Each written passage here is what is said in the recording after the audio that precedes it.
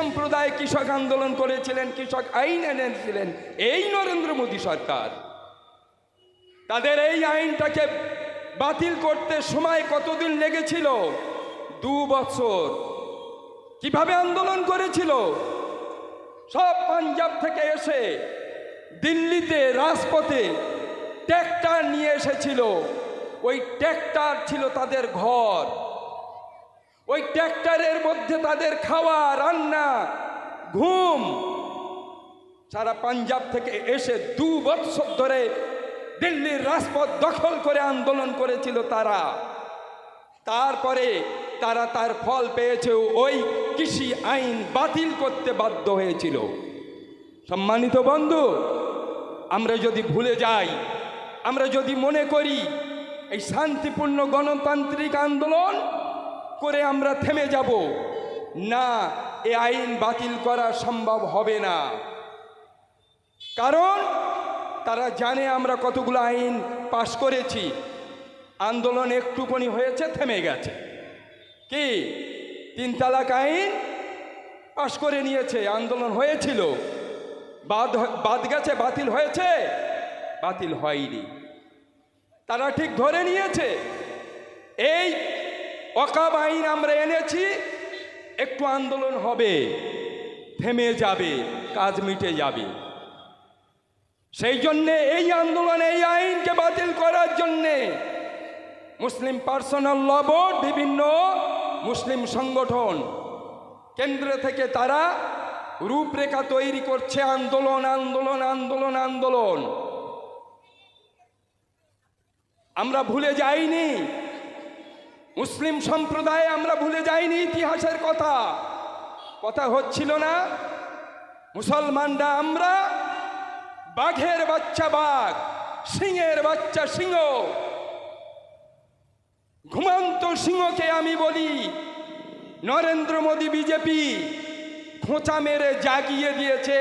আমরা হুঙ্কার দেওয়া শুরু করেছি, ঠিক কিনা বলুন? নারায়ে তাকবীর, নারায়ে তাকবীর। এই হুঙ্কার আমরা দেব, তবে শান্তিপূর্ণ গণতান্ত্রিক পন্থায়। এখন মুর্শিদাবাদে আমাদের ভাইরা পাতা ফাঁদে পা দিয়ে ফেলেছে কিছু।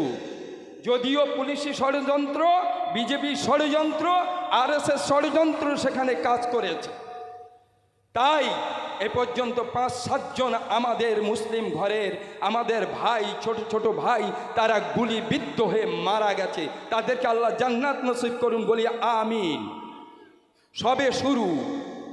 তবে এরপরে আসছে আন্দোলন। যে আন্দোলন শুরু হয়েছিল 1803 সালে ইংরেজের বিরুদ্ধে।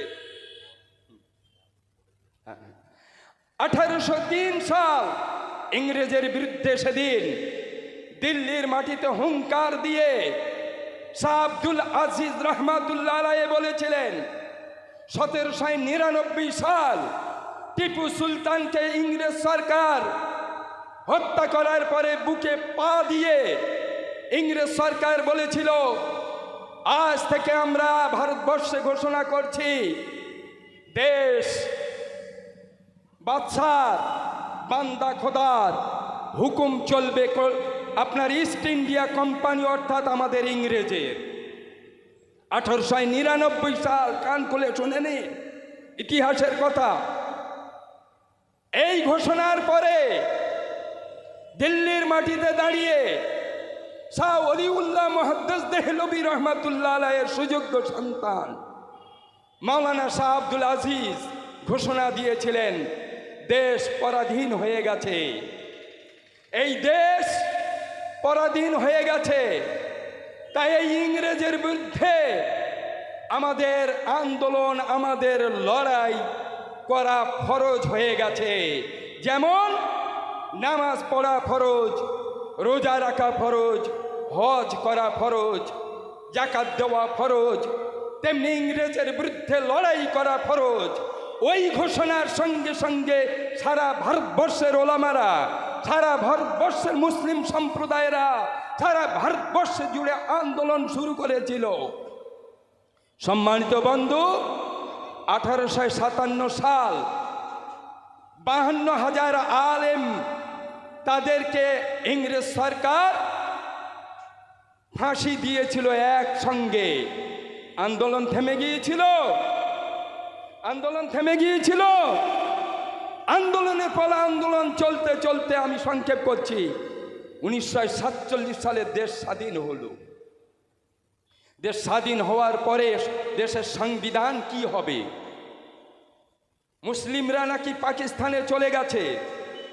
সর্দার বল্লভভাই প্যাটেল বলেছিলেন আইনসভাতে, মুসলিমরা তো দেশ ভাগ করে নিয়ে চলে গেছে, আমরা হিন্দুরা এ দেশে রয়েছি, তাই এ দেশটা হিন্দু রাষ্ট্র বানানো হোক। ওই সবাই বিভিন্ন বক্তা ছিলেন, বিভিন্ন ধর্মের বক্তা ছিলেন, আমাদের বক্তা ছিলেন মাওলানা হেফজুর রহমান রহমাতুল্লাহ আলাইহি। তিনি গর্জে উঠে দাঁড়িয়ে 1 ঘন্টা 20 মিনিট বক্তব্য দিয়ে বলেছিলেন, আমরা মুসলিমরা এত রক্ত দিয়েছি, কোরবানি দিয়েছি, দেশটা হিন্দু রাষ্ট্র করার জন্যে নয়। যদি দেশ হিন্দু রাষ্ট্র ঘোষণা হয়, দেশ টুকরো টুকরো হয়ে যাবে, আবার লড়াই শুরু হয়ে যাবে। Doctor B.R.. আম্বেদকর মহাশয় সেদিন সংবিধানে হিন্দু রাষ্ট্র আর লেখেননি, গণতান্ত্রিক রাষ্ট্র হিসাবে ঘোষণা করেছিলেন, ধর্মনিরপেক্ষ রাষ্ট্র হিসাবে ঘোষণা করেছিলেন। সেই সংবিধান চলছে আজও। ভুলে যাব না আমরা, ভুলে যাবেন না আপনারা যে দেশ হিন্দু রাষ্ট্র না। হিন্দু রাষ্ট্র করার জন্য ষড়যন্ত্র শুরু হয়েছে। তার আগের এই ফর্মুলা ওয়াকফ আইন, একটা একটা করে আইন আনতে আনতে শেষে হিন্দু রাষ্ট্র ঘোষণা করবে। সম্মানিত বন্ধু, আমি লম্বা কথায় আর যাব না, শুধু সাহাবীদের একটা ঘটনা বলবো। বিভিন্ন ঘটনা, অন্যায়ের বিরুদ্ধে জিহাদের ময়দান পর্যন্ত রাসূল সাহাবীদেরকে নিয়ে গিয়েছিলেন। বদরের যুদ্ধ আমাদেরকে শিক্ষা দিয়ে গেছে, মুসল্লি যারা নামাজি, হাজি যারা হাজি, ওলামা যারা, কান খুলে আমরা শুনে রাখি, নামাজি যারা, বদরের যুদ্ধে নবীর সাহাবী সঙ্গী হয়ে 313 জন গিয়েছিলেন আবু জেহেল বাহিনীর সঙ্গে লড়াইতে।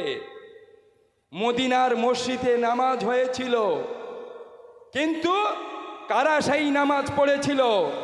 কানা খোঁড়া বোবা যারা যুদ্ধে যেতে পারিনি তারা। এখন যুদ্ধের ময়দান, শান্তিপূর্ণ যুদ্ধের লড়াই শুরু হয়েছে। নামাজি ভাইরা মনে করবেন না আমরা মসজিদে নামাজ পড়ব, কখন আন্দোলনে যাব।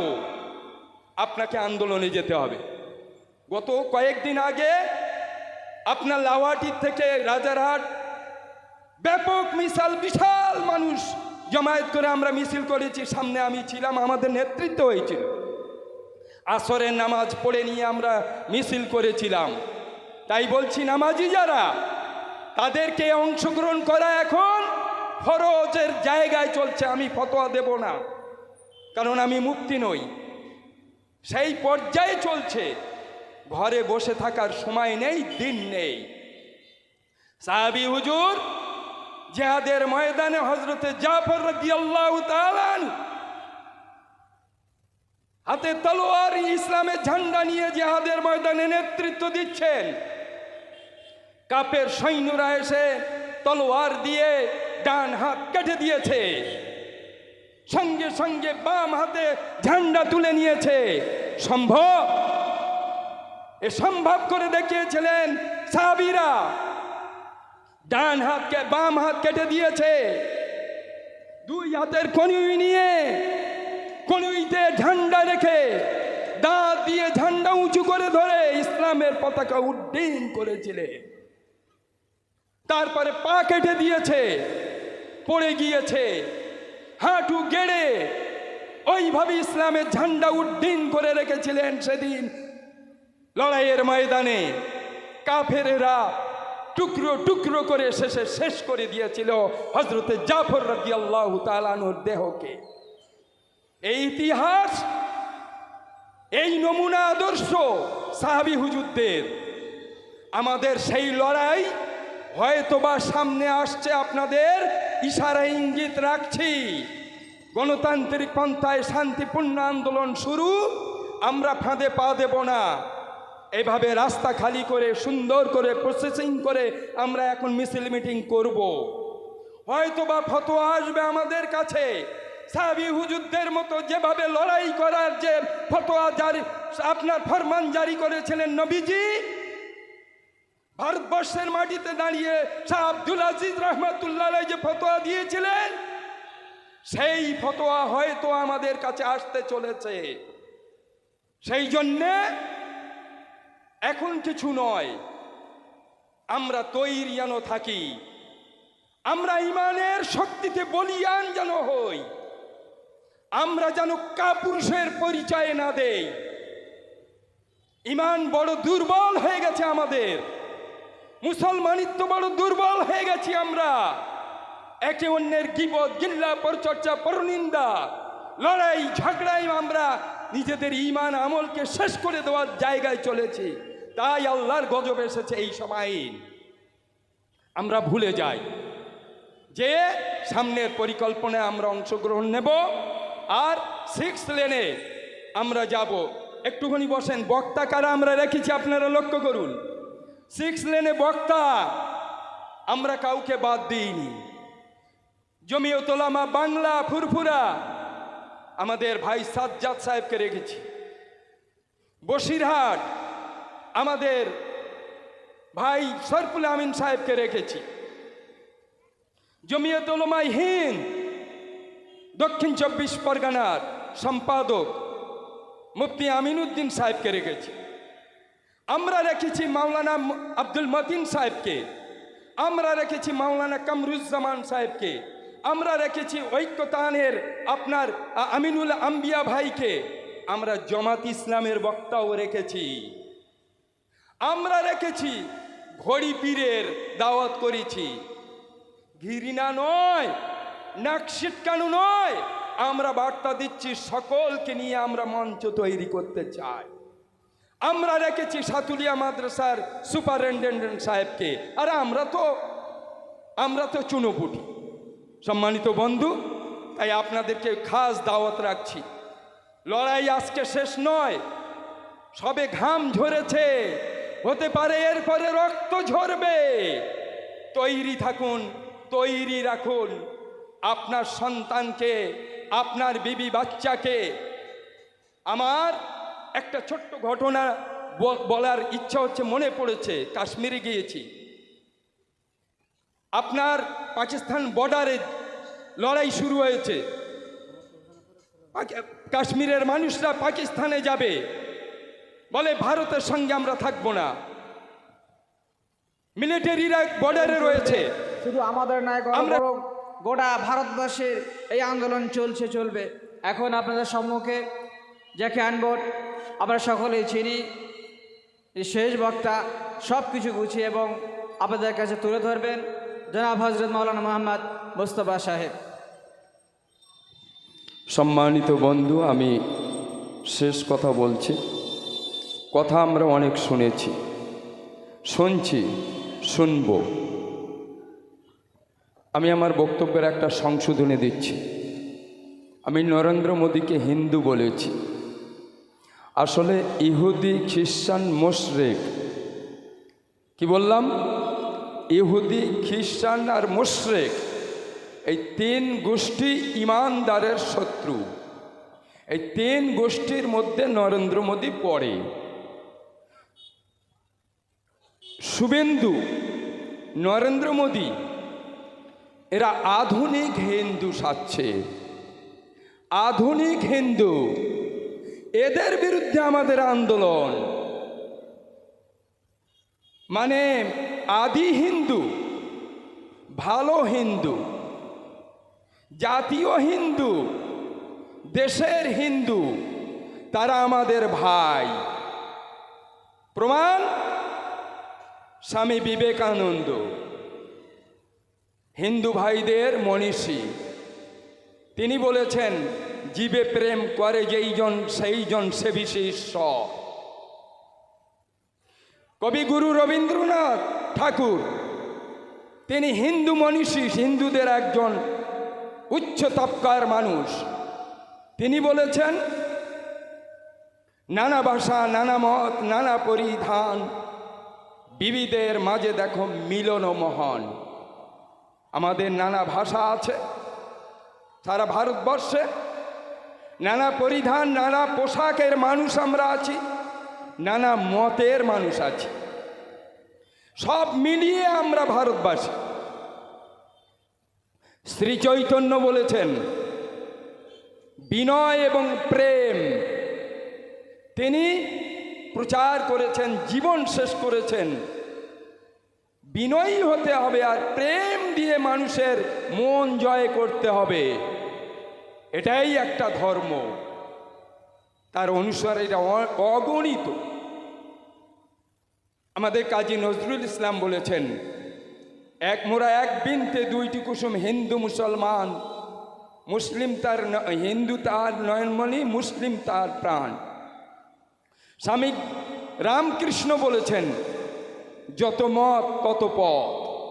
সুতরাং মত থাক পথ থাক, আমরা সমস্ত বাংলাভাষী, ভারতবাসী, ভারতের নাগরিক, আমরা কাঁধে কাঁধ মিলিয়ে যেভাবে এদেশে বসবাস করে এসেছি সেইভাবে বসবাস করব। সম্মানিত বন্ধুগণ, তাই বলছি কোনো হিন্দু আমাদের শত্রু নয়, তাদের বিরুদ্ধে আমাদের আন্দোলন নয়, এই কথা প্রথম বলেছি। এই আধুনিক হিন্দু, আরএসএস মার্কা হিন্দু, বিজেপি মার্কা হিন্দু, নামে হিন্দু, তারা হিন্দুর ছদ্মবেশে বাংলাকে ধ্বংস করার চেষ্টা চালাচ্ছে। দেখছেন না, শুভেন্দু বারবার বলছে মেরে ফেলবো, কেটে ফেলবো, দেশ থেকে বিদায় করব, আর আপনার এমএলএ, মুসলিম এমএলএদেরকে চাঙ্গলা করে ফেলে দেব। গরুর গোস্ত খাওয়া হিন্দু। সম্মানিত বন্ধু, যারা হিন্দু ভাই আছেন ভুল বুঝবেন না যে আপনাদের বিরুদ্ধে আমরা আন্দোলন করছি। হিন্দু ভাই যারা রয়েছেন তারা আমাদের সঙ্গে আন্দোলনে সামিল হয়েছেন। আমরা আশঙ্কা করছি, আমরা ভয় পাচ্ছি ওই কচুয়ার হিন্দু ভাই, সাতুলিয়ার কিছু হিন্দু ভাই, যদিও ভাঙড়ে হিন্দু ভাইয়ের সংখ্যা কম, আমি রাজারহাটে ইমামতি করি, সপ্তগ্রাম হিন্দুর মাঝখানে। আমাদের মধ্যে প্রেম, প্রীতি, ভালোবাসা অটুট রয়েছে, মজবুত রয়েছে। ছাত্ররা স্কুলে গেলে দেখে না যে আমার মাস্টার মশাই হিন্দু না মুসলিম। একজন হিন্দু, একজন মুসলমান মিষ্টির দোকানে যে দেখে না যে মিষ্টির দোকানদার ভাই হিন্দু না মুসলিম। যখন রুগী হন কোনো হিন্দু মুসলিম, আমরা রুগী হই, ডাক্তারের কাছে যে দেখি যে ইনি হিন্দু না মুসলিম, কি দেখি আমরা? দেখি না। এই সুন্দর পরিবেশ, বাংলার সম্প্রীতি, এই মেলবন্ধন, এই ঐক্য বাংলার, এই বৈচিত্র্য বাংলার, এই বৈচিত্র্য ভারতবর্ষের থেকেছে শয়ে শয়ে বছর। সেই জিনিসটাকে নষ্ট করছে, ধ্বংস করার চক্রান্ত চালাচ্ছে। পাশের হিন্দু ভাইয়ের সঙ্গে আমার লড়াই বাঁধিয়ে দেওয়ার চেষ্টা চালাচ্ছে। অমুসলিম পুলিশ ভাইদের সঙ্গে আমাদের লড়াই চালিয়ে দেওয়ার চেষ্টা চালাচ্ছে। সম্মানিত বন্ধু, এই জায়গায় আমাদের প্রতিবাদ, এই জায়গায় আমাদের আন্দোলন। শুধু ওয়াকফের আইনের বাতিলের আন্দোলন নয়, আর ওয়াকফের আইনের মধ্যেই এই সর্বনাশা সমস্যাগুলো রয়েছে। এটা একটা টোপ, নিত্য নূতন আইন নিয়ে আসছে আর আমাদের মধ্যে ভেদাভেদ তৈরি করছে। আপনারা ভুলে যাবেন না, মনে করবেন না ওয়াকফ আইন এসেছে আর কোনো আমাদের বিরুদ্ধে আইন আসবে না। ধর্মতলায় সমস্ত মুসলিম সংগঠনদের নেতাদের নিয়ে বৈঠক হয়েছে। অমুসলিম ভাই ছিলেন, জৈন ভাই ছিলেন, খ্রিস্টান ভাই ছিলেন, আমিও ছিলাম।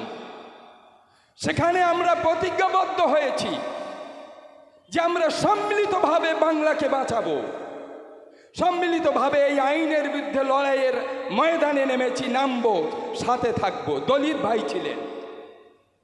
সম্মানিত বন্ধু, সকলে আমাদের সঙ্গে, যারা বাংলার ভালাই চায়, ভালো চায়, দেশের ভালো চায়, দেশের শান্তি চায়, সম্প্রীতি চায়, মেলবন্ধন চায়, ঐক্য চায়, পারস্পরিক ধর্মের মানুষ সহাবস্থানের মধ্যে দিয়ে আমরা বসবাস করতে চায়, তারা আমাদের সঙ্গী। তারা এই আইনের বিরুদ্ধে, আবারও নতুন আইন আসবে একটা, হয়তো 1 মাস কি 2 মাসের মধ্যে। সম্মানিত বন্ধু, তাই লড়াই আমাদের শেষ নয়, লড়াই আমাদের শুরু, লড়াই আমাদের শুরু। এখন কি লড়াই চলছে আপনারা বলতে পারবেন? বলতে পারবেন? এখন লড়াই শুরু হয়েছে, শুনে রাখুন। এই বার্তা দেবেন এলাকার মানুষের কাছে, সব জাতি, সব ধর্ম, সব বর্ণ, সব দল, সব মত, সব রাজনৈতিক পার্টির কাছে এই বার্তা দেবেন। কি বার্তা? গণতান্ত্রিক পন্থায়, শান্তি শৃঙ্খলার মধ্যে দিয়ে, সম্প্রীতির মধ্যে দিয়ে গণ অবস্থান, এই আন্দোলন আমরা শুরু করেছি। এটা মুসলিম পার্সোনাল ল বোর্ড কেন্দ্রে দাঁড়িয়ে সারা ভারতবর্ষে এই আন্দোলনের কর্মসূচি দিয়েছে। এই আন্দোলন চলবে কতদিন? ঈদ পর্যন্ত। বিভিন্ন সারা ভারতবর্ষের বড় বড় শহরে, তার মধ্যে কলকাতায় ব্রিগেড শুরু হয়েছে। এইভাবে আন্দোলন চলবে। এরপরের আন্দোলন আসছে। কি আন্দোলন? তার রূপরেখা তৈরি হচ্ছে। তাই আপনাদেরকে বলবো, আমরা যেমন 6 লেনে যাব, আমরা যারা উপস্থিত, আমরা আপনাদের কাছে দাবি করছি, আপনাদের মা বোনকে সঙ্গে নিয়ে 6 লেনে যেতে হবে। পারবেন? রাজি আছেন? আজকে অনেক মা বোন এখানে এসেছে, আমার বুকটা ভরে গেছে। আপনারা এখনো এই ধৈর্য ধরে আমাদের কথাগুলো শুনছেন, আপনারা ইমানি পরীক্ষা দিয়েছেন, দিচ্ছেন। আমরা অত্যন্ত খুশি। আমরা এসেছি আপনাদের কাছে যে জিনিসটা নিতে, সেটা আমরা পেয়ে গেছি। আল্লাহ রাজি হয়ে গেছেন। আন্দোলন থেমে থাকলে হবে না, মনে করবেন 6 লেন আন্দোলন হচ্ছে, কলকাতা আন্দোলন হচ্ছে, ব্রিগেড আন্দোলন শেষ হয়ে যাবে। কৃষক আন্দোলন যেটা হয়েছিল, পাঞ্জাবের